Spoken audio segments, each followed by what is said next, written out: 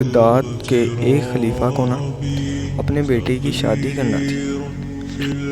اس نے پورے شہر میں اعلان کروا دیا کہ جس گھر میں جوان لڑکی ہے اور کنعان کی حافظہ ہے وہ اپنے گھر کی کھڑکی میں رات کو ایک شمع روشن کر دے۔ اس رات پورے شہر کی کھڑکیوں میں شمعیں روشن تھیں۔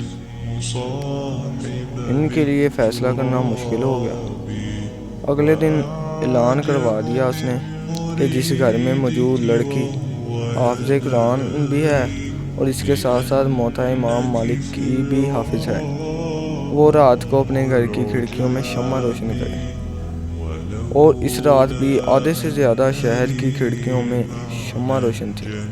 کتنا حسین منظر ہوگا نا۔ ہر گھر میں کھڑکی پہ روشن شمع صرف روشنی کی نوید نہیں سنا رہی تھی بلکہ بتا رہی تھی کہ اسلام کا مستقبل بھی بہت روشن ہے۔ وہ شمعیں اس بات کی نوید تھیں کہ ایک بہترین نسل کو پروان چڑھانے کے لیے مناسب اور بہترین تعلیم دی جا چکی ہے۔ ان تمام جلنے والی روشنیوں کے لرزتے شعلوں میں ایک مضبوط اسلامی معاشرے کی جھلک نمایاں ہو رہی تھی۔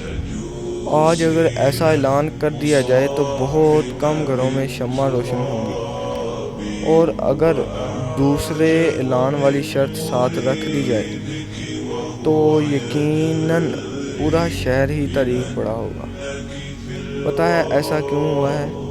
کیونکہ آج ہمیں فضول اور بے بنیاد تعلیم کے چکروں میں پھنسا دیا گیا ہے۔ آج کی عورت کو مرد کے شانہ بشانہ کھڑے ہونے کے خواب دکھا کر اسے حساب کتاب کے چکروں میں دھنس دیا گیا ہے۔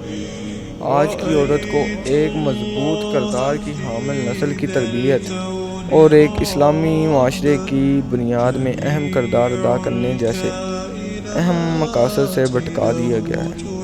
آج کی عورت کو ٹی وی پہ بیٹھ کے مارننگ شوز میں فضول عنوانات جس کا کوئی مقصد ہی نہیں ہے اور فضول اور بے مقصد کاموں کی طرف اپنی جیسی عورتوں کو راغب کرنے پر لگا دیا گیا۔